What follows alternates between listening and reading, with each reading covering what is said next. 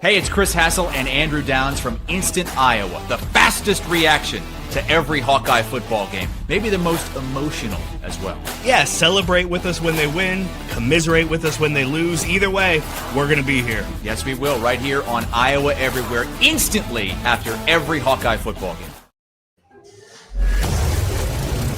Time for Hawks on Tap, proudly poured by Bud Light, featuring Andrew Downs and the best Iowa media personalities. Live from Buffalo Wild Wings across Iowa. And welcome to Hawks on Tap here on Iowa Everywhere. I am Andrew Downs, and once again joined by the best Iowa personality. It is David Eickholt, 24/7 Sports Hawkeye Insider. What's up, David? Thanks for joining me again tonight, man.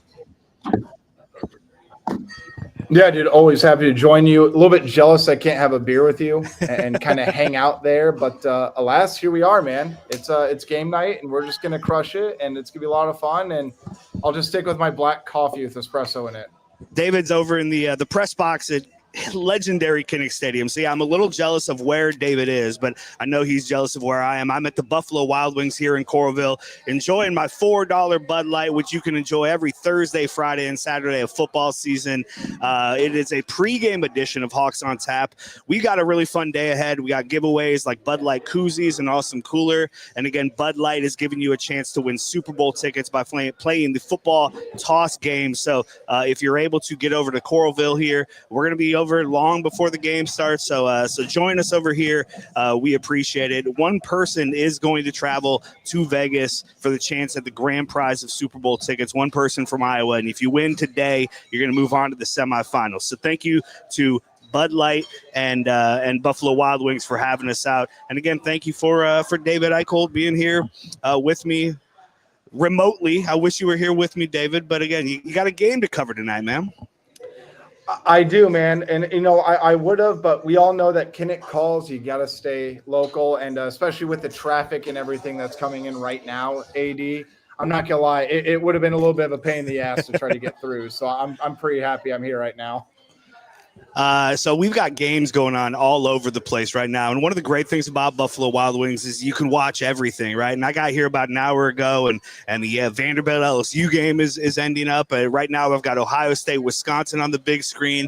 We got Indiana, Michigan State going. It's all happening at Buffalo Wild Wings. So even if you can't get here to Coralville, get to your local Buffalo Wild Wings. A week from now, actually a week from last night, I'll be back in Cedar Rapids at the Blair's Ferry Buffalo Wild Wings location. Todd Brommelkamp and I will have Hawks on Tap for you then. But we'll get to that a little bit later.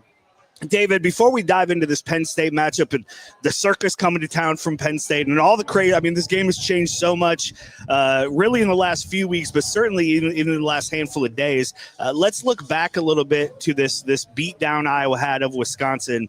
And, you know, my schadenfreude, for those who don't know, I absolutely hate Wisconsin. And my schadenfreude, my kind of enjoyment of their downfall began even before the game started, David, when you started texting me from Madison and describing the buzz or lack thereof in that town on a big game day. Well, what did you experience there in Madison, and kind of how big of a red flag was that for you? Dude, it was stunning. So now I'll blame myself here, AD. I didn't realize I couldn't pick up my credential till 2 hours before a game. Night game, I got there at noon. So I'm like, well, I got time to kill, right? So I went to a couple bars. I talked to some fans, talked to some, bar owners, security, and everything like that. Maybe a quarter mile from the stadium, AD. They had not filled to capacity one Saturday night since the start of the season. Jeez. In Madison, Wisconsin. That is stunning. So, again, this wasn't like a one-off, the Brewers are playing in a pivotal Game 5, right? Because remember, that I thought that might have been played a little bit of a part in it. It did not. That's been the case. I think the fan base is totally out on Fickle. And then you kind of get into the stadium, and I looked around, and I'm like, there's nobody here. There's a lot of Iowa fans that traveled. There were a lot of Iowa fans at the bar I was at, like the bars I was at. And then the most amazing thing, and I get it, right? Like after jump around, everybody left. Yeah. Everybody stayed for jump around, then everybody left. And nobody might have enjoyed jump around more than the Iowa sidelines and Mark Gronowski, by the way. I'm sure you've seen the video of that, right? But again, and the other part of me is thinking, AD, why can everybody file out that quickly, but they can't get everybody in their seats that quickly? Right? It made no sense at all. But I think even very early on, I think within the first 2 minutes, everybody knew this was going to be Iowa's game. And honestly, right when they went up 17-0, I didn't tweet it because I didn't want it to come back and bite me in the ass. But I'm like, the lead's insurmountable. I don't care that there's 48 minutes left. Everybody knew that the game was over at that point. Whatever fight that team had left in it going into Saturday night in Camp Randall was gone after that first quarter. You're exactly right. That 17-0 start for Iowa, the two defensive linemen interceptions. By the way, give Graves the touchdown. I mean, come on. That's so much more fun to have him get that touchdown than to have the quarterback sneak. But you're exactly right, man. Iowa jumped all over them, 17-0, those two turnovers, really a third turnover early in the second quarter, and that was absolute ball game. And Luke Fickell seems like the next coach to be fired. We talked about this last week. Could Iowa end the career at a university of two back-to-back coaches? Well, they don't get the chance with James Franklin. He doesn't make it to Iowa City. And a little bit surprised that Luke Fickell has made it to this game against Ohio State that he's in right now. I mean, you can't lose the fan base to the extent that they have clearly lost it and keep your job. Are you surprised that this didn't happen last week, or are they trying not to throw an interim coach to the wolves of games like Ohio State and Oregon? I mean, you put a new head coach in now, and he's going to just get crushed by the fans. Maybe they don't have the $25 million raised yet. I mean, were you surprised though that Luke Fickell has made it all the way to Saturday?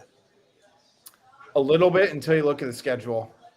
Right. And I don't think you want to throw an interim coach to the wolves. I think everybody knows that Fickell is not going to be the head coach next season. Yeah. Right. It's at the point where, like, you can't afford not to buy him out, even if you can't afford to buy him out. Because then you're talking about the program doing the opposite of what Indiana's done. You're talking about a plummeting program. Right. I think ultimately Luke Fickell's a really good coach. It was not a fit from the start. And you and I talked a little bit about that last week. Mm-hmm. I'm not surprised it didn't work out. I'm surprised in the manner of which it has not worked out. But at the same time, I also think, like, look at the upcoming schedule. What good does it do to fire Fickell at this point? Like, it's not like people can go enter the transfer portal at this point. But the other question is, how healthy is the Wisconsin locker room? Right. Are they going to be able to keep more players on the roster next year that they want to keep if they fire Fickell now? Or do you kind of roll the dice and just let things play out? Because it's not quite the same as Penn State, AD, because we could sit here and talk about Penn State. Do they have any motivation to come out right now? Right. You're talking about preseason top 2 national title favorite team that just got their head coach fired. You have 12 NFL prospects on their roster, and all their dreams for the season shattered. Do they want to try to add more tape? Is it going to do them any good? Or are they just going to say, cash it in? How many of those guys are calling their agents right now saying, hey, where am I going to play next year? Am I going to the NFL? Like, it's just a wide variety and a vast array of questions at this point. But I think in 2 weeks they're going to fire him. I don't think Fickell makes it at the end of the year. Yeah. I know his buyout goes down, I think, after January 1st. But you know why that doesn't matter, to me at least? The portal opens January 2nd. You have to have somebody in place when the portal opens, especially for how bad Wisconsin is right now. And that's the calculation of all of this, David, has changed so much over the last couple of seasons with NIL, with transfer portal, with all of this stuff. And you're exactly right. Whereas in the past, a guy like Kirk Ferentz who did this, I mean, Iowa didn't change offensive coordinators even when you knew they were going to until the end of the season. A guy like Kirk Ferentz who says, hey, I'm not even evaluating my coaches until the season is over.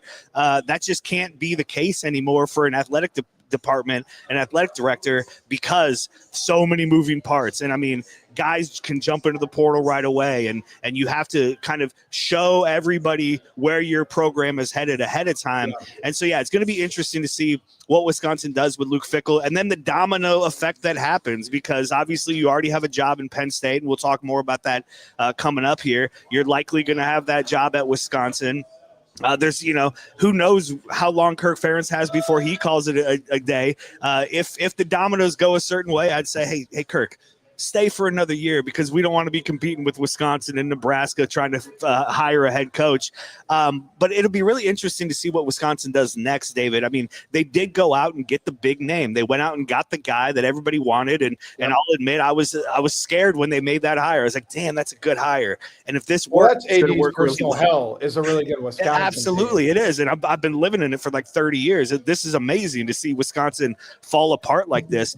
But, do they try to go back to the Barry Alvarez tree? Do they go back to Jim Leonard and try to go back to what they were before, try to regain that identity that they've gone away from? Or now that they've gone away from it, and maybe this is like the bad taste in their mouth Fickle thing, they can actually continue to move away from that and modernize a little bit and say, hey, now's the time you could really make a big change because nobody expects anything. Do you think Jim Leonard picks up the phone if they say, hey, you know what? Hey, honey, we messed up. We should get back together. Like, that's the equivalent of it. Yeah, it is. Jim, if I'm Leonard, I'm hanging up. I'm watching it go to voicemail. I'm laughing at the voicemail. And then I put the voicemail publicly because I'm a little bit petty. He had every right to be petty about this. Yeah, he did. Right? He did. But the other side of it, too, is how do you go back to Alvarez? Because it's almost like a rock and a hard place for Wisconsin right now because they were Iowa plus. Yeah. Fair to say, right? Yes. They're Iowa plus. What are they now? Purdue minus? Like, we don't know what Wisconsin is at this point. Right? That's amazing. If you try to go back to what you had, it's going to take 2, 3, 4, 5 years to get players in the system and make it all work. Or if they continue down this path of what they want, what Fickle wants it to be, then why are you firing Fickle outside of to give a breath of fresh air in the program? So I don't envy Wisconsin's administration right now, but I'll tell you, Purdue's again. I say Purdue minus because Purdue's actually competing in some of these Big Ten games. There is no game right now that Wisconsin is competing against when it comes to Big Ten play. They're competing against Miami, Ohio, and needing a fourth quarter touchdown to beat them. That's where Wisconsin's at right now.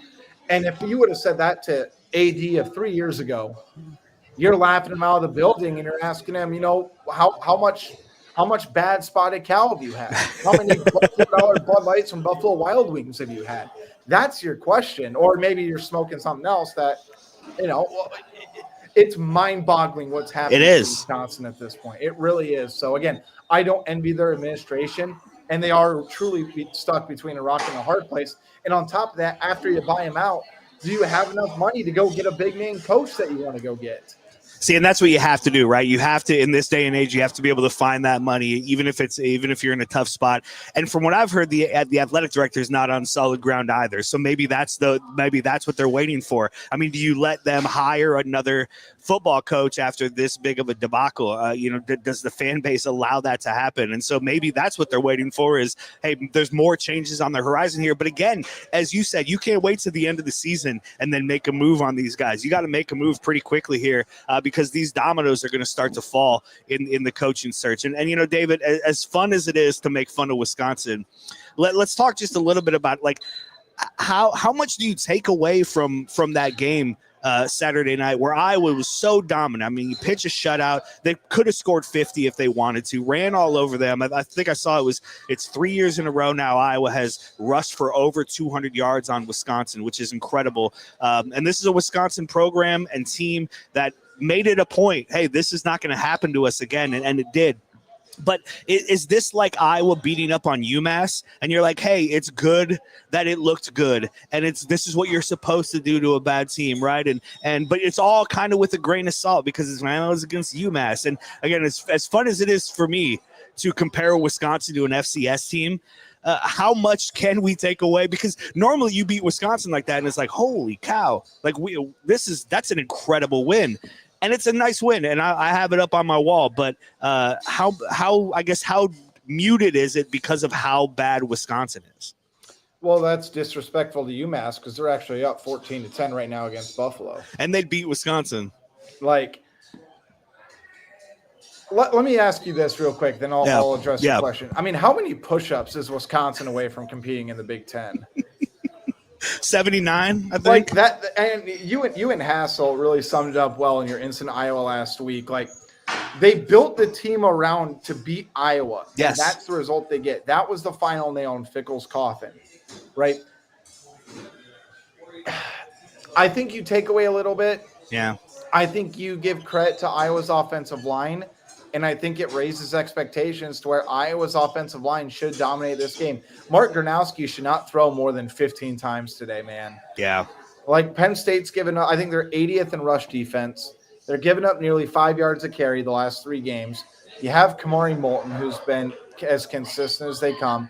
You have Xavier Williams, who, dare I say, AD, looked a little bit like Sean Green with that jump cut they had on that 19-yard touchdown. Yeah, he did. Had some wiggle. Well, except, Xavier Williams, I think, has a little bit better hands because with all due respect to Sean Green, he ain't catching nothing. He was never that guy, right? He could block a little bit, and he would truck over somebody.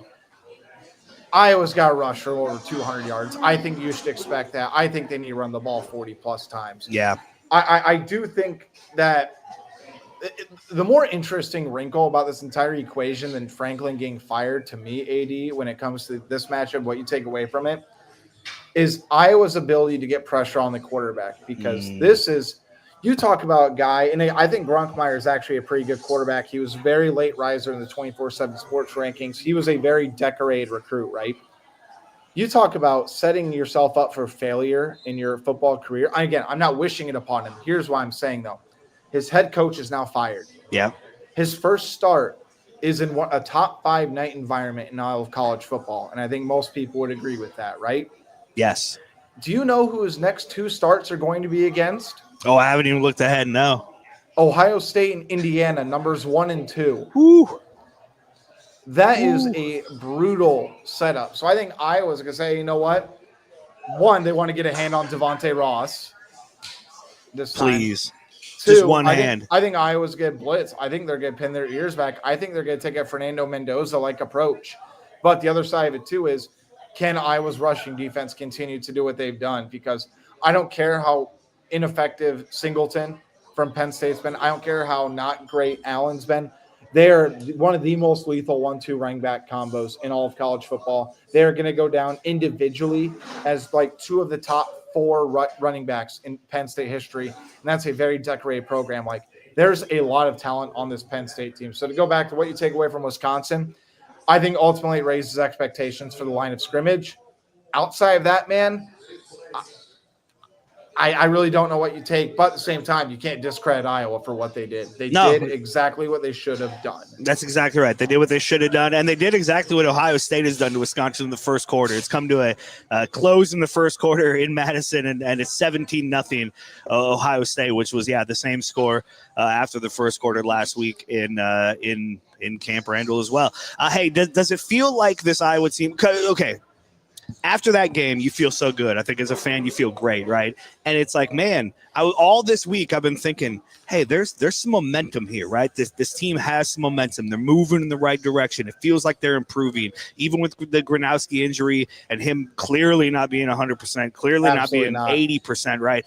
Even then, though, it kind of feels – and then you look back and it's like, man, the game before that was a loss. So, like, even despite losing that Indiana game, I think with the way Indiana played, or with the way Iowa played against Indiana, and then the way Indiana played against Oregon, it feels like there's some momentum right now, despite it only being a 1-game win streak, if you can even call it that.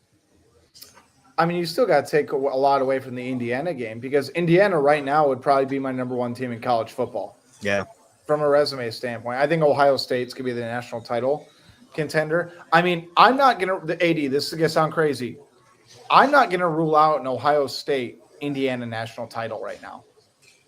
And that's on that SEC. Insane to think about. Well, we know what LSU's done. We know I don't think Ole Miss is as good as they think they are. No. Georgia's a good football team. Alabama's defense is not going to hold up. Top heavy wise, the Big Ten's the best conference in America, and I will fight tooth and nail on that at this point. But I do think you have to feel good. Again, you beat a rival that spent all year long trying to find a way to beat you. They bulked up the line of scrimmage. They did a hell of a lot of push-ups to try to contend in the trenches, to be strong tacklers, to be able to run through wimpy tackles. And unfortunately for Wisconsin, Iowa was not wimpy tacklers that game. You can make the case they were against Indiana at that point in time, right? Because they missed 14 tackles. But ultimately, man, I think you have to feel good about where you're at. It's hard to dissect and not feel good after a 37-0 win against a rival. It's just, and on top of that, Penn State is reeling right now. Yeah. And the bigger question is not on Iowa. Is Penn State's talent checked out, or are they going to come out with a fire under their ass? And I can't answer that question. I don't think anybody in that locker room could tell you. They'll say the right things. And if they do come out emotional, does it last more than 15 to 20 minutes? I think that's such a big key, David. It's all week again. I've been kind of thinking, hey, this first series or two is going to tell us a lot. And I think it will. I think it will tell us a lot about how Penn State is ready for this game, because Iowa comes the same way every game, right? Iowa's going to come out and do what they do, and that maybe give up a touchdown on the first drive, because that happens from time to time before Phil Parker makes his adjustments. And if Penn State comes out looking good, you're right. It's going to be interesting right away to see how they look. But then, how long can they carry that over? And if Iowa starts leaning on them with that run game and is having some success there, and even if it's a close game through halftime, and even if Penn State has a lead through halftime, I think as long as Iowa keeps this thing close, it is really going to be a challenge of Penn State. Do they have 60 minutes of fight in them? Do they have a full night worth of war left in them? Or is it one of those kind of sparks of emotion and one of these like, hey, let's go do it for Franklin, or, whatever that is.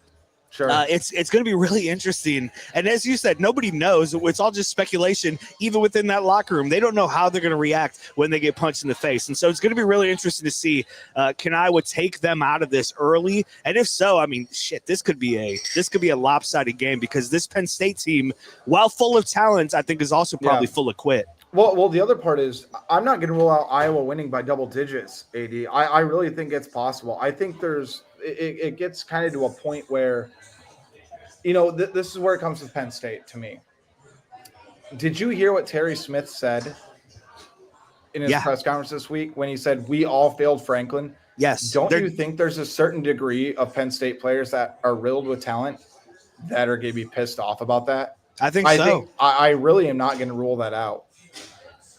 Yeah, because they probably don't feel like they failed anybody, right? Like, I mean, they understand they didn't win these games, but and then again with this new day and age, and not to judge any of these players who are but how much are they playing for the name on the front of their jersey? How much are they just trying to put tape on for an NFL combine or an NFL scout at this point? I mean, the reason these guys are at Penn State this season is to win a national championship, to win a Big Ten championship. Those things cannot happen anymore, and so how much wants do they have to actually make this happen? And what it's going to be like on Iowa's side, because Iowa comes out in Kinnick, a night game, a striped stadium. Iowa comes out the same way pretty much every game. And so, that's, I think, by far the most interesting part of this matchup is Penn State's emotional state. I'll equate it to this. Are they playing for the front of the jersey or the name on the back of the jersey? Yeah.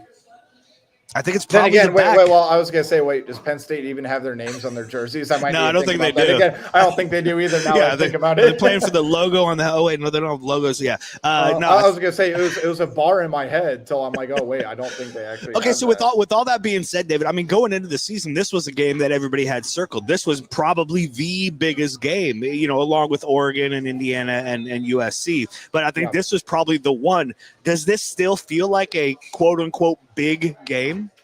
I mean, I'm not going to downgrade Iowa Penn State. Like, you beat one of the biggest brands in college football. Yep. I don't care who's lining up against them. I don't care who's coaching them or whatever. It still translates, because obviously one of the biggest stories in college football now, it's not just who's replacing James Franklin. It's Penn State's probably one of the more disappointing teams in the last 20 years. Yes. How many stories do we read in the offseason about how this is a senior-led group, accolade-riddled? They have that 5-star quarterback, James Franklin. Can he finally win the big one? I mean, how many national pundits, man, were picking Penn State to win the title? I would argue I saw more Penn State logos than any other logo. Same. Right? So it's just one of those things to where if Iowa beats them, I don't care if they aren't ranked. Quite frankly, man, I don't care that Iowa's favored. Yeah. I really don't. It's still just going to translate. And you talk about momentum going into another game against Minnesota next week, who just walloped Nebraska. Oh, we're getting there. Absolutely walloped, 9 sacks against Dylan Raiola. you can't minimize what a win against Penn State would do. I really don't think you can. I agree completely. It does still feel like a big game, regardless of the ranking. It's always a big game against Penn State, and it's always a big game at night in Kinnick. It'll be, and this is, as we talked about before we hit the air, this is the last night game for Iowa. They've hit the Big Ten limit, so have no fear. No more late night games, but this is a big one. The interesting thing, though, with the switch of the line, the switch of everything, is also, I think, the switch of pressure. There's not a lot of pressure on Penn State anymore. Their coach is already fired. Their goals are already out the window. These guys are playing for personal pride and accolades and things like that. But they already have a lot of what they already need. I mean, these guys are talented enough. The guys who are going to the NFL are going to the NFL, whether they win out or lose out. And so there now feels like it's more pressure on Iowa to win this game, which is a place I never thought we would be. It's exactly why you bring in Mark Gronowski and you have a strong offensive line. These are the games you win, right? But the other side of it too is, again, you talk about what can you take away from Wisconsin. It's the momentum, it's the confidence. Like, Iowa was named to the Joe Moore midseason award list. Like, Iowa's going to be a finalist for that award. Quite frankly, I will not be surprised if they win it. Like, I know you take Pro Football Focus with a grain of salt, but you turn on the tape, man. Like, Iowa's offensive line has been absolutely phenomenal this season. What George Barnett has done with that group and all the criticism, I think some of it was fair, but I thought a lot of it was over the top because, AD, you watch enough Iowa football to know they played some guys that probably needed another year of development. Yes, that's no absolutely. shade against them, but they just needed more time. Yes. But Iowa was forced to go play them. Right now, Connor Colby's now in the NFL. Like, the people have succeeded, but they were thrown to the fire early. Logan Jones taking over Tyler Linderbaum and that reputation he had. I mean, that's impossible like shoes to Jaden fill. Harrell, Jade Montgomery trying to take over for Jay Higgins and Jeff Campbell. Like, the standard's ridiculous at that position, right? So, again, it's so interesting to me just to see how this game was viewed 3 weeks ago versus how we're viewing it now. I think it ultimately boils down to the point where you and I talked about preseason. I know you, Keith, and Andy have talked about it. I know you and Hassel have talked about it. You can't go 0-3 against Indiana, Penn State, and Oregon when you're at home. Yeah. And this Penn State team is beyond gettable at this point. Now, should fans go in there expecting a win? I'm not going to go that far because, again, Penn State has a ton of talent.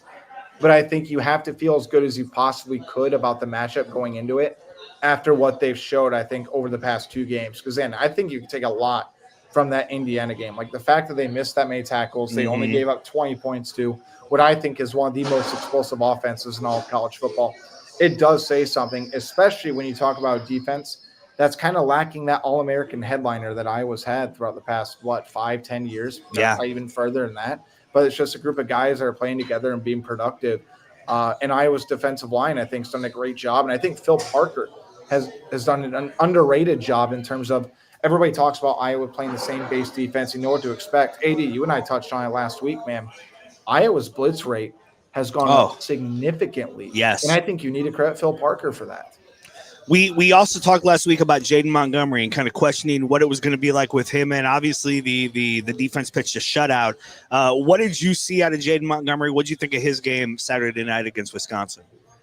I mean, it's hard to nitpick just because what Wisconsin's offense is exactly what Iowa's was a few years ago. And Kirk actually brought that up in his postgame, right? He said, I see a lot of what we had. And obviously Wisconsin doesn't have the elite defense that Iowa had, or Torrey Taylor and the elite special teams that Iowa had. But like you talk about playing 3 quarterbacks who, let's face it, man, the talent's not there at this point for them to succeed. So I think Montgomery did a nice job. I thought Phil Parker and Seth Wallace did a nice job of allowing him to get pressure on the quarterback and to do some different things to kind of take the pressure off of him, so to say. But again, this is going to be a situation where Penn State, if you're trying to build rapport with your wide receivers and a new quarterback, what are you going to do?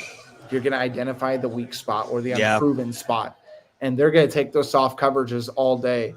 So I think there's 2 interesting things. One, I think if Montgomery gets in pass coverage, I think they're going to target him a little bit more.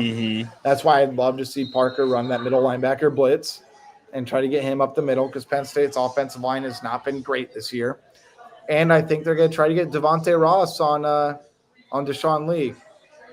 And I'll tell you, man, Devontae Ross had a hell of a game last week against Northwestern. Guys, I think he had a 60-yard touchdown. That's a guy who's had a lot of success here in Kinnick Stadium.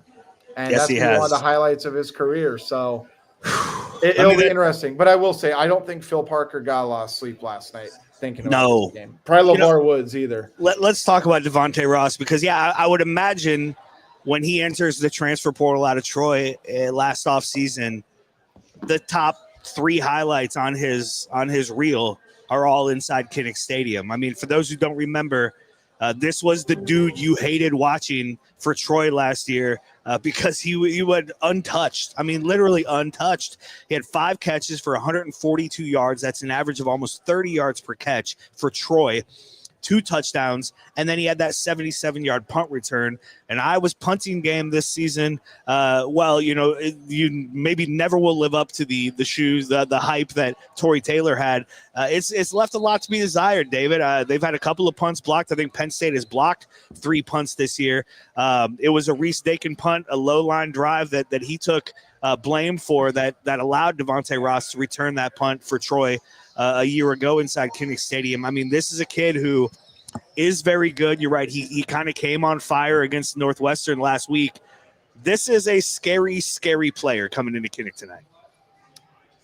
I loved Kirk's comment on him when he was just like, I don't think I've ever seen a guy score 3 touchdowns and not have a hand on him. I mean, it really was ridiculous. Wild. And I can't remember who asked the question. I think it was Tyler Tatchman in the Register, so I want to make sure I give him credit. I think they asked him something along the lines like, do you remember where you were when Devontae Ross committed to Penn State? He goes like, I don't remember, but I can tell you I wasn't, not they say he wasn't happy about it, but it immediately caught his attention. That's going to be the matchup, man. And again, I think Penn State's wide receivers have underperformed this season based on the preseason expectations. But, AD, I know they're reeling, but you have to go back to a bottom line.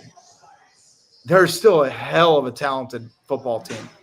They still have dudes who are going to go to the NFL. They still have pieces. Now, can they make all the pieces work in a week time and keep the emotions in check, come out fired up, have that chemistry? I don't know, and Iowa's got something to say about that. And I'm serious when I say this. This might sound drastic. You tell Reese Dakin, if Devontae Ross is the punt returner, kick it out of bounds every single play. Absolutely. Minimize the risk. I know, again, we've seen him have great hang time. He's had some terrific punts. He's still a young guy. He's only a sophomore. Kick the damn ball out of bounds. Yeah. Do not give him an opportunity to return it. The thing that beats you tonight is big plays. And if Iowa allows big plays like a punt return, like a 60-yard touchdown catch, that's where Iowa can get beat because I don't know that this offense is going to score a lot of points. But if you can keep everything in front of you, and have that bend but don't break defense, you're going to put a lot of pressure on this Penn State team. And a name that we haven't really mentioned much, but is obviously huge, is Ethan Grunkmeyer. Drew Aller out, Ethan Grunkmeyer in. What do we know about this kid? I mean, obviously he's a quarterback at Penn State, so it comes with he was a great high school player. He is a highly rated recruit. He is a very talented quarterback. Outside of that, though, we haven't seen much from him, and this again feels like one of those situations where he gets into this in front of the Kinnick crowd. He might be able to dink and dunk on these linebackers and on Iowa's kind of cushiony defense, but can he do that consistently? Can he do that? Can he put together 12, 15, 18 play drives and get into the end zone? That's a lot to ask of a guy making his first start. Yeah, I actually asked Kirk Ferentz about it because nobody's going to know better than maybe Phil Parker and Kirk Ferentz, and he actually gave some terrific insight about Grunkmeyer. Not much. That's it. They don't know much about him, right? No. You're right. I mean, he's a guy who, again, I mentioned earlier, he's a fast, high-rising guy late in the recruiting class. He spent a year under the belt kind of learning. He's fairly athletic. He can move side to side. He can make throws at all 3 levels. But again, man, night game, hostile crowd, you back him up in that north end zone.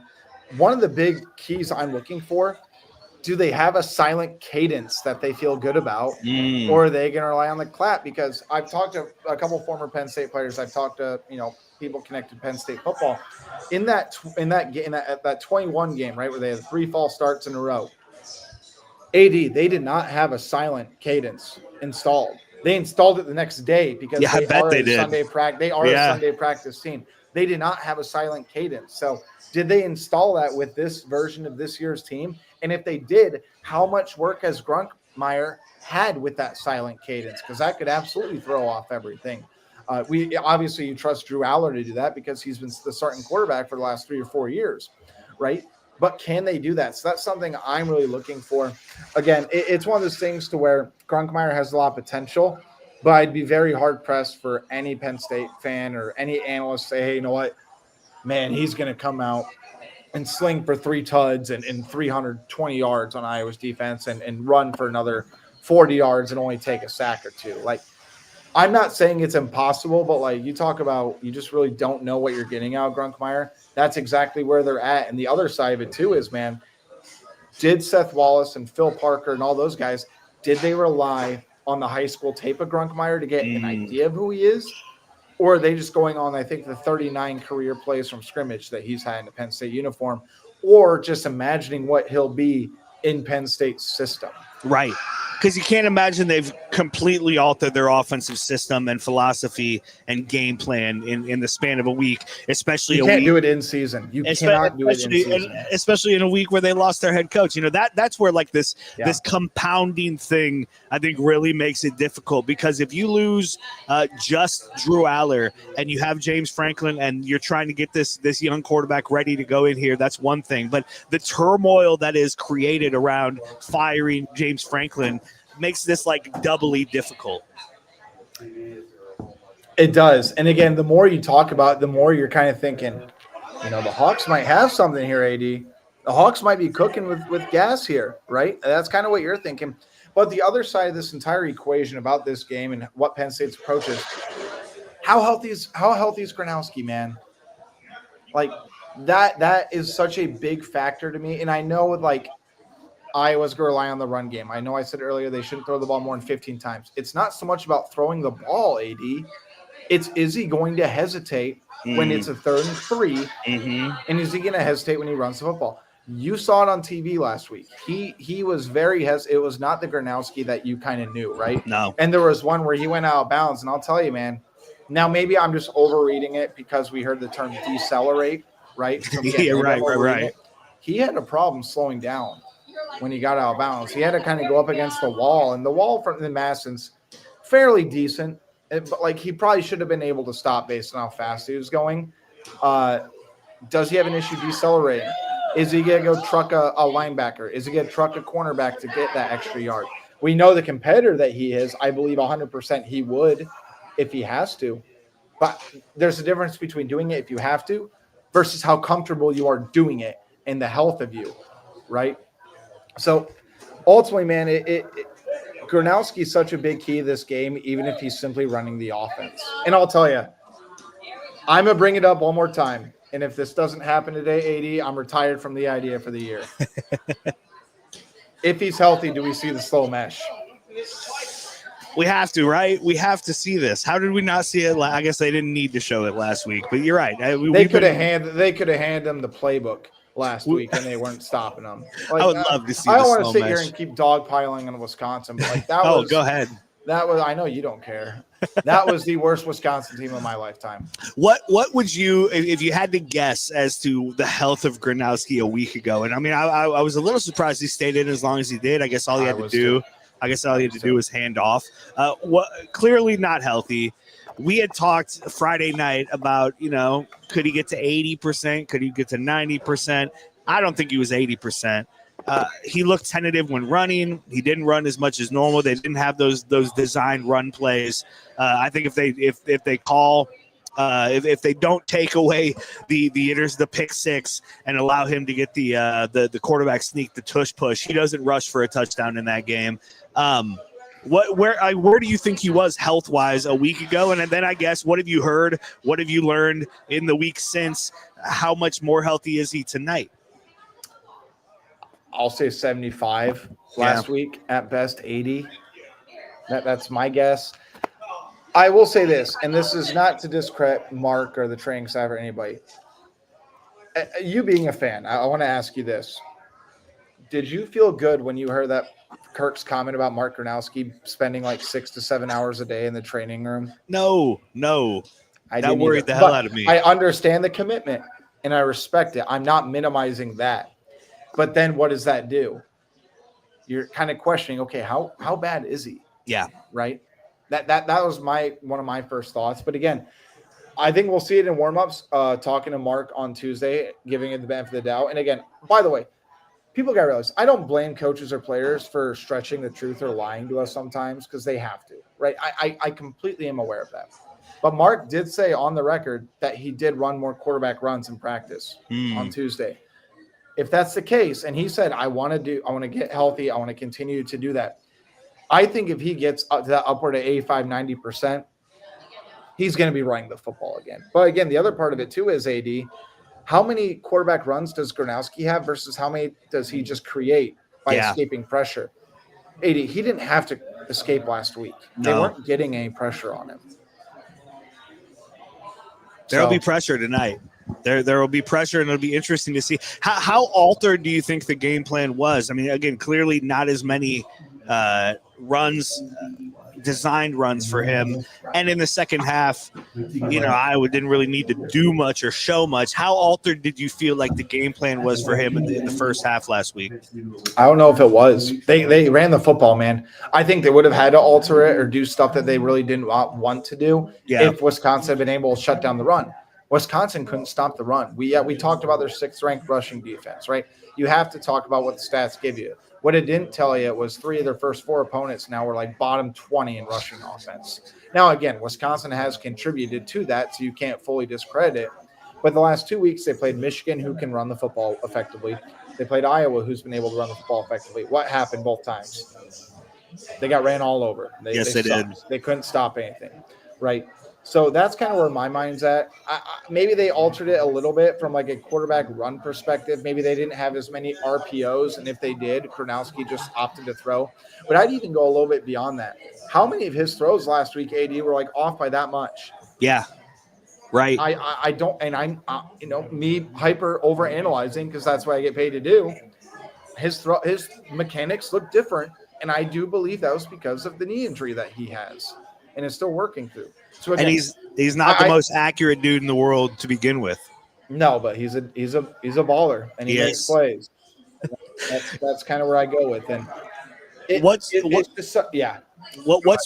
more important for Gronowski as we enter tonight's game? Is it to play like himself tonight, regardless of what that means, or is it to kind of play tentative and save himself health-wise for the rest of the season? You bring him in to beat Penn State. Yeah. I don't care what Penn State's record is. They're a massive brand in college football. We've talked about the importance of not going 0-3 against Indiana, Oregon, and Penn State. And now look, again, if Gronowski plays against Indiana, I think they probably there is a legit argument that Iowa wins. But at the same time, I talked about with our Penn State guys this week, AD. Penn State could have made the same argument when Sean Clifford left the game. No doubt. 21. No doubt. I got mad at Penn State people that acted like it was a former declaration that Penn State would have. He had 2 touchdowns. He had 2 picks too in that same frame. Yes. So what direction would Sean Clifford have gone? I don't know. But when you look at the way Iowa was and the opportunities they had, there is a legit case. And again, it was a tie game. There's a legit case that Iowa beats Indiana. But anyway, you bring him in. He has to play free. He has to play like himself. You have to beat one of the big brands in college football. I don't care if they're not ranked. This is why you pay him the money, to run the offense effectively. Now, if that means you hand the ball off effectively 45 times and you don't throw a pick and you throw the ball 8 times, that's exactly what you do. But you bring him in for games of this magnitude. I don't care if they have a new coach. I don't care the quarterback's out for the year. I don't care they're unranked. I don't care they're a 500 record. I don't care they haven't beaten a power conference team this season, AD. You bring him in to beat Penn State. I agree. You got to let Mark be Mark, and hopefully he can be himself and look good tonight. He is David Eickholt, HawkeyeInsider.com. Just an awesome place for all your Hawkeye news. Become a VIP today. It's a perfect time for it, David, with basketball on the horizon. I mean, this is going to be the busiest time of the year, these next several weeks. I mean, we're just over 2 weeks from the start of basketball season, like for real, not exhibitions that we have to like, parse and hear you guys tell us about games that we can watch. And so it's important to get on to HawkeyeInsider.com right now, isn't it? It is, man. Again, especially with us being 3 deep this year with Elliot Clough, Sean Bach, and myself. I mean, we're a busy week, man. I was going to say we're the busiest team in the Big Ten this week until Penn State fired James Franklin. You're right. Right. And I told our Penn State site, who does a terrific job, by the way. But with Women's Media Day, top 20 preseason team, Men's Media Day, it's going to be a different look. And I think there is a serious Iowa basketball buzz right now around both programs. And I'm very happy, AD, that I cover a university that is so invested in all of these sports, and people have genuine care and they want to read about it. And it's great. Obviously, wrestling's in that too. So Iowa's got like 4 major sports. And, you can make the argument for soccer. You can make the argument for baseball. Like there's in field hockey, like there are very few universities that are so invested. Yeah, there's very few universities that are so invested from a fan base perspective into every single sport. So it's going to be a lot of fun. We're not slowing down, multiple pods a week, behind the scenes intel. And especially with women's basketball, for example, the recruiting's going down to the wire, AD, and they're in contention for some serious talent as well. So it's going to be a lot of fun, I think, this winter. HawkeyeInsider.com is the place to do that. David, before I let you go here, and I do want to get your take on Nebraska last night, but before we do that, since we mentioned basketball, some talk on the men's side this week. Worry, I guess, about the outcome of this scrimmage against St. Louis. Now, there's a lot of reasons. There's a lot of mitigating factors and reasons not to be that worried. But, like, how much do you take away from these things, like these kind of exhibition scrimmages? Do you want a scale of 1 to 10? Yeah, sure. 1.5. Yeah. What's that? I can't remember that movie, but it's like a 4-hour movie. The last line of the movie is, frankly, my dear, I don't give a damn. Yeah, right. That's exactly what I think about some of this result. And I thought Ben McCollum gave a great answer when he was asked about AD. He said, I stopped scouting all these things. I stopped investing time into it. Yeah. Because you said, look, now we could go out there and beat a team by 30, and then they go 12-15 that year. The year they lost the exhibition, AD, they went 38-0. Like it doesn't matter to Ben McCollum. It's all about trying out different lineups, seeing what he has, testing his team in different ways to where, again, there's no scouting report.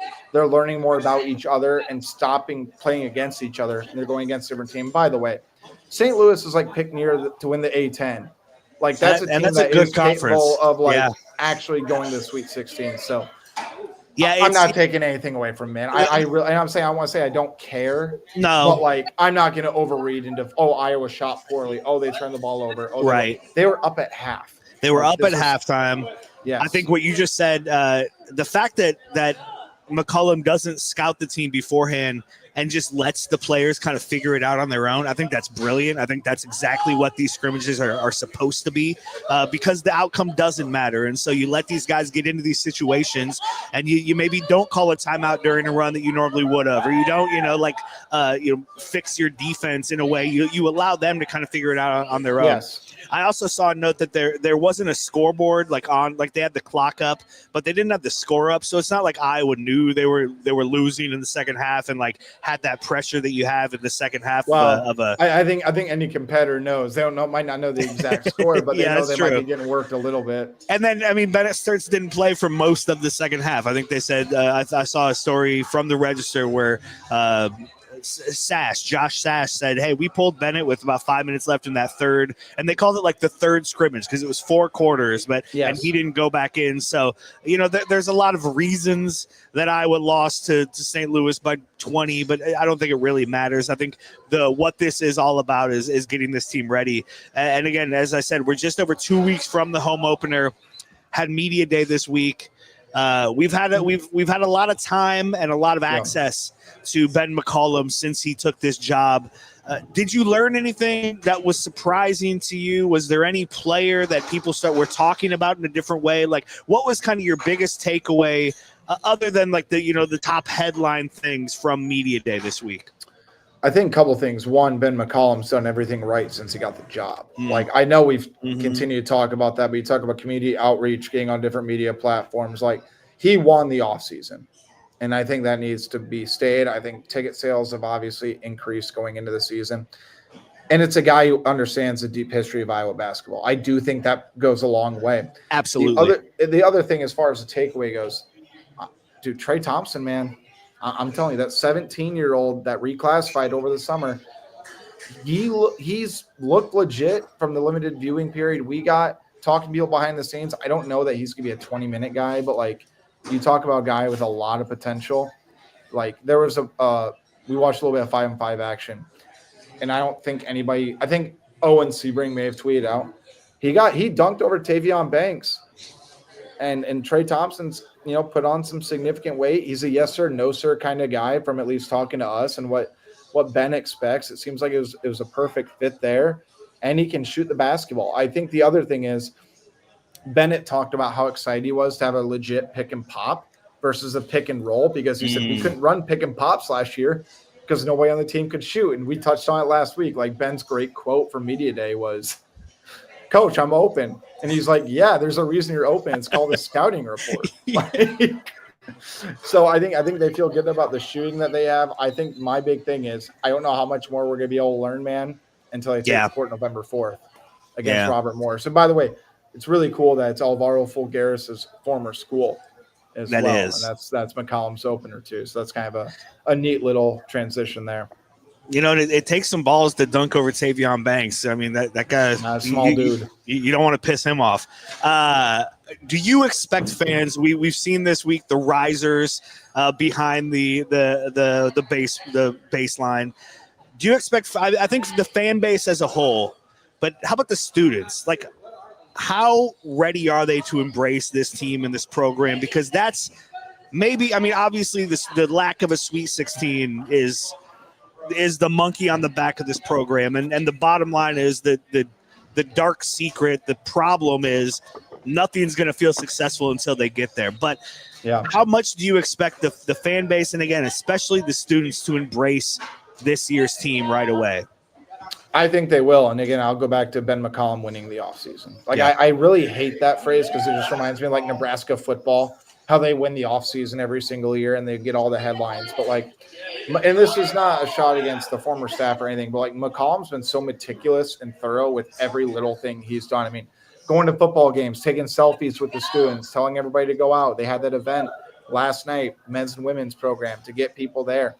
You talk about his opening press conference. Remember, there was a line of students that were greeting him, and he walked into Carver Hawkeye to cheers. He hyped him up. All the ties on, ties on. He's taking selfies with them. That's exactly how you get students fired up. And I do think that Beth Getz in the Iowa Athletics Department, as far as focusing on trying to improve the student experience at these games, I do think that's going to go a long way. And I think you need to give credit to the Iowa coaching staff, because I do think that was something that Ben McCollum really wanted to get done when he got to Iowa. And I'm not saying it was a negotiation tactic or any means, but you have to imagine that was 100% on his list. No doubt. Because you talk about the way he's done everything. You know what that tells me, AD? He may have been coaching Drake. He may have been coaching Northwest Missouri State.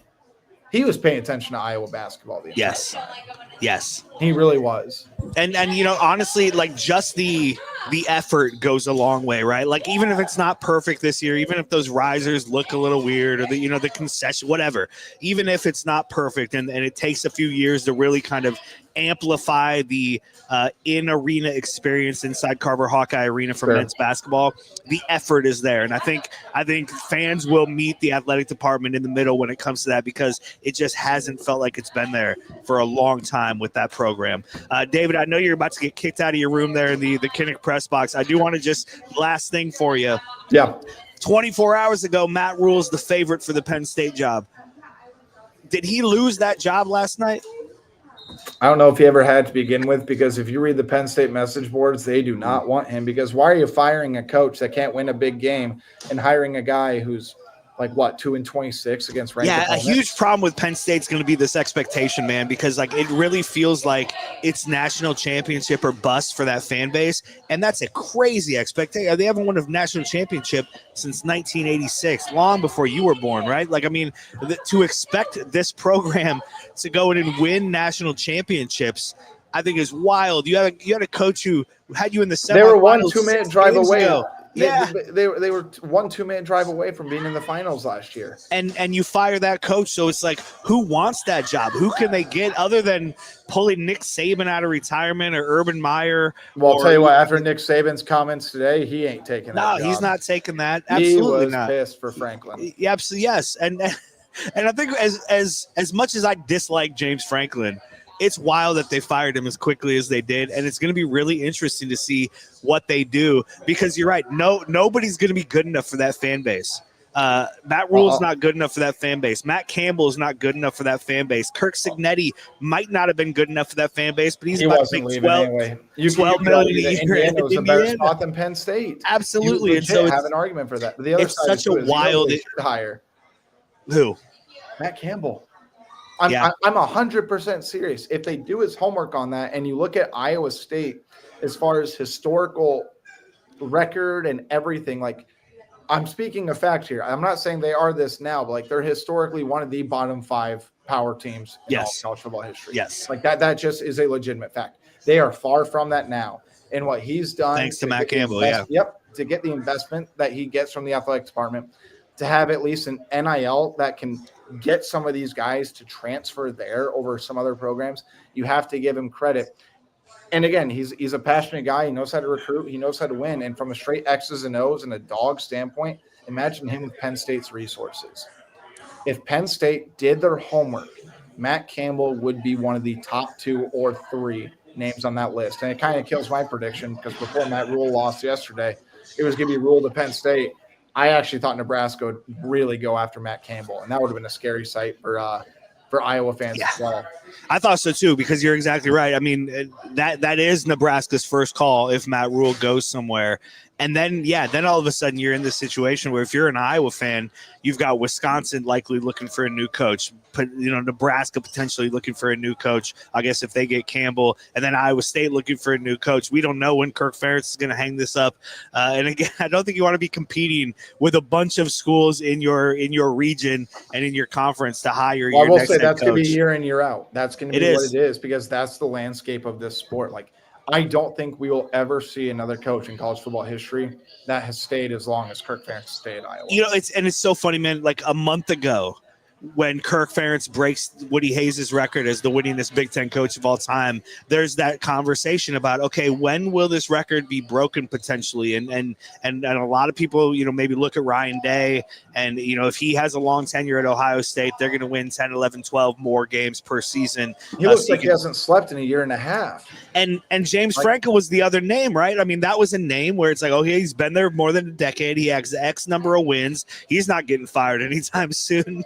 And that's exactly, I mean, we talked about it when it happened. I mean, that record will probably never be broken, because if you're at a school that's going to be consistently win consistent enough to put up those kind of numbers, you're probably going to get fired when you have one down year. Yeah. I mean, it's wild.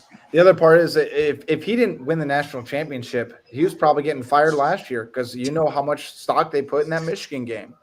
They can't beat Michigan. That's wild to think. Right, exactly. He was on the hot seat until they hoisted the trophy and won the last game of the year. You can fire me if I have a $40 million buyout. Please. I'd be almost tanking games. Please give me $40 million to go do nothing. Oh, man. He is David Eickholt. David, thank you so much, man, for finding the time to join us here live from the press box at historic Kinnick Stadium. Enjoy the game tonight. We'll all be focused on your coverage at HawkeyeInsider.com. We'll be checking out the Swarmcast. I know you you'll have your on-field post-game report. You're going to have a late night. We're all going to have a late night. But I appreciate you coming on here, man. And, enjoy that. Got my coffee. Enjoy that coffee. And thanks as always, man. I appreciate you so much. Yeah, always back at you, man. I appreciate you having me on. And it's always a pleasure. Go have a shot of Fireball for me, since I cannot do that this time. I will. And appreciate everybody for tuning in. All right, thanks, David. That's David Eickholt, 24/7 Sports, HawkeyeInsider.com. I am still live here at Buffalo Wild Wings in Coralville. We're just about 2 hours away from kickoff inside Kinnick Stadium, and we're going to wrap things up here. But you still have time to get out here, man. We got people. Let me see if I can do this. We got a guy right now doing the shots. I don't know if I'm going to be able to do this on the fly here. Oh, yes, he's doing the football toss game. You see that? Yeah, so this is what we do at Buffalo Wild Wings, baby. We give people chances to win. If this guy is today's winner, he's going to the semifinals at the end of the season in Sioux City. And if he wins that, he's going to Las Vegas for a chance at the ultimate prize, which is the trip to the Super Bowl, courtesy of Bud Light. Get myself seeing. I was, I had this damn Niang jersey behind me the whole time. What up, Chad Greenway? Even though it's a Vikings thing, I can appreciate Chad Greenway. Buffalo Wild Wings, man, this is the place to be no matter where you are, whether you're here in Coralville, in Iowa City at the Old Capitol Mall. There's a couple in Cedar Rapids. We got several in the Des Moines area. All over the state. We'll be in Sioux City at the end of the season as well. Buffalo Wild Wings is the place to go. You already know that. It's the place to watch all the football games. $4 Bud Lights. $4 Bud Lights every Thursday, Friday, and Saturday. And not just a little beer, not a bottle of beer, one of these big guys that I've already downed today. When we come out here, we have giveaways. We're giving away cool coolers and koozies and tickets to games and gift cards and all that kind of stuff. And it's all courtesy of Buffalo Wild Wings and Bud Light. We appreciate their partnership. This has been a lot of fun. A week from last night, I will be at the Buffalo Wild Wings in Cedar Rapids on Blair's Ferry Road. Todd Brommelkamp coming back to join me for Hawks on Tap. That'll be 6:30 Friday night. We'll be recapping whatever happens tonight against Penn State and previewing the game against Minnesota, which is an interesting game. I mean, it's always an interesting game when Florida Rosedale's on the line. And I think this Minnesota team is one that maybe a lot of us haven't paid a lot of attention to. And we're going to start paying a little more attention now that they knocked off Nebraska last night and didn't just like squeak by Nebraska, but kind of beat their ass. And really an interesting game last night. And kind of a comeback to earth for Nebraska, who found themselves in the rankings for the first time this season, and Matt Rule with all the hype around him and the potential of going to Penn State, and then to kind of crap the bed the way they did last night. I mean, as Iowa fans, it's fun to see, but this Minnesota team has some potential, man, and this is an interesting game. And PJ Fleck wants to beat Kirk Ferentz as badly as Kirk Ferentz wants to beat PJ Fleck. That's going to be a great game. Don't know the kickoff time for that game yet. I think it's either 11 or 2:30. We'll learn that, I believe, sometime tomorrow. But regardless, Hawks on Tap will be live in Cedar Rapids Friday night, myself and Todd Brommelkamp. And again, we'll have more giveaways with Bud Light. We'll have more stuff to do.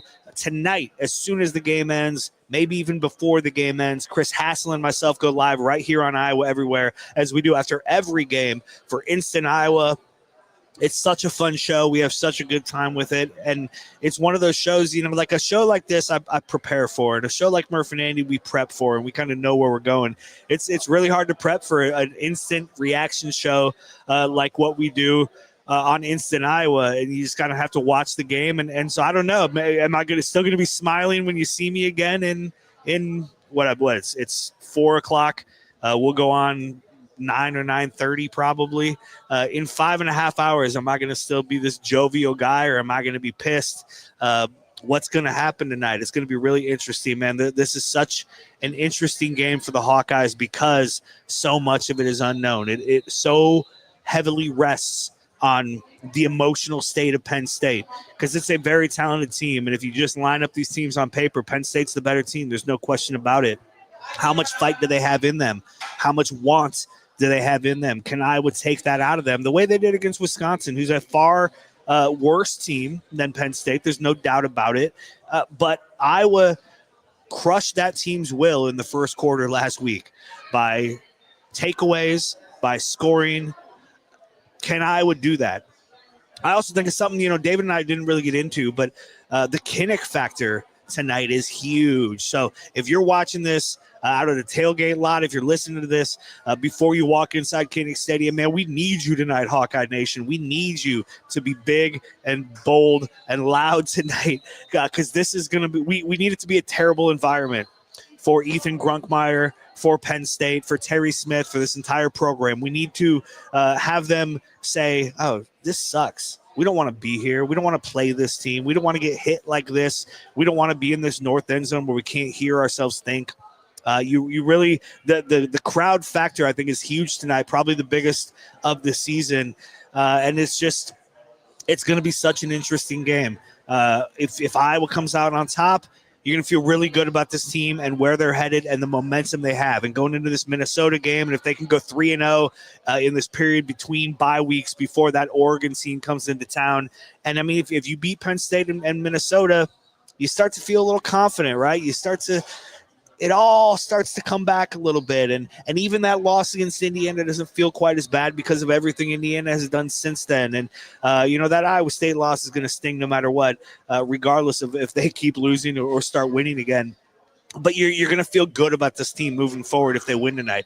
If they lose tonight, a lot of that air is going to come out of the balloon. And a third loss early in the season is going to really start to feel like, man, not only are those big goals gone, but like this could be a tough season because you've got what seem at times like unwinnable games against Oregon and USC. And so I think there are these pivot moments in each season, right? And as we head into each game, maybe it feels like each one is one of those, but certainly tonight feels like one of those pivotal moments, these pivot moments for the season, maybe just in how we feel. But it's also got to leak into that locker room and into the program deeper. And so again, that's kind of what I'm counting on is that Penn State doesn't have that level of fight in them. And even if they have it in the first quarter, even if they have it for a couple of drives, can they sustain that for a whole game? And a game in which Iowa's offensive line is going to be punishing. And I was going to try to run the ball and run the ball and run the ball. And even their quarterback will punish you when you try to hit him, right? And the defense, who's coming off a shutout and is feeling very confident and doesn't give up big plays. Can Ethan Grunkmeyer dink and dunk his way down a field against this Iowa team and put the ball into the end zone? I have a hard time believing that's going to happen. Maybe they hit big plays, and if that's the case, I think Iowa's in trouble. But I don't think that's going to happen. And I really like the way this Iowa team is playing right now. I like the improvement we've seen game in and game out, week in and week out. And it's going to be just really interesting to see not just what happens tonight, but then how that affects the rest of the season. Regardless of what happens tonight, win or lose, Chris Hassel and I will be live right here on Iowa Everywhere, on YouTube, on our feeds, social media, on Instant Iowa. Basically, as soon as we think this game is over, as soon as it becomes less interesting to watch the game than it is to watch us, we will go live. And so I think we went on with right at the 2-minute warning against Wisconsin. Because we wanted to kind of see what Iowa would do with Jeremy Hecklinski, which is another thing we didn't really get into with David, and I wanted to, but that was an interesting wrinkle last week, wasn't it? I mean, we thought Hank Brown was the sure thing number 2. During the bye week, you start hearing, Hecklinski's a guy that they like, and, he's creeping up a little bit. And then in the pregame, all of a sudden, Hecklinski's the guy out there with the second team offense. And then sure enough, as soon as they pull Mark Gronowski, Hecklinski's the guy in the game. And so now we've seen 3 Iowa quarterbacks, not with significant time. Certainly Hank Brown had significant time against the Indiana team or in the Indiana game. But it's just that's another little interesting wrinkle because I think with the health of Mark Gronowski, we do need to pay attention to who the number 2 quarterback is, because I'm not sure Gronowski is going to be able to make it through every game here moving forward. It's important that he's himself tonight. It's important that this team looks good. And regardless, as I've started to say several times, Chris Hassel and myself will be here live on Instant Iowa, on Iowa Everywhere, as soon as the game ends. Hey, I appreciate you guys sticking with me here. I'm going to head back to Des Moines so I can get ready for this game. I'm going to be listening to Dolph and Pat Angerer on the radio the entire way back. And I'm fired up for this game, man. I feel confident. I hope I'm as happy as I am right now when I see you in a few hours on Instant Iowa. Again, a big, big, big thank you to Buffalo Wild Wings across the state of Iowa. We'll be in Cedar Rapids next Friday. A huge thank you to Bud Light doing the football toss and giving people a chance to win tickets to the Super Bowl. And a big thank you to Iowa Everywhere for giving me this opportunity. On a personal note here, I'm sitting here in Coralville, and I lived in Iowa City for a long time, and I mean, I guess it was 20 years ago or so. I was working right across the highway at Famous Footwear, and if you had told that kid that, hey, you're going to be over at that Buffalo Wild Wings doing a pregame show for Iowa football on a growing podcast network where you're working with a lot of your friends and a lot of your idols in this business and, doing things like this, I would have never believed you. So this is definitely a pinch me moment to be here in Coralville at Buffalo Wild Wings, talking Hawks here on Iowa Everywhere. So, a huge shout out to Chris Williams and John Liebel and everybody at Iowa Everywhere. Shout out to Aiden Wyatt, who got engaged last night. Our boy Aiden. It's going to be the first Iowa Everywhere marriage. That wedding is going to be nuts. Watch out for that. But yeah, good times, man. Everything is good. Go Hawks. Thank you so much for being here with me. And we'll see you next time here on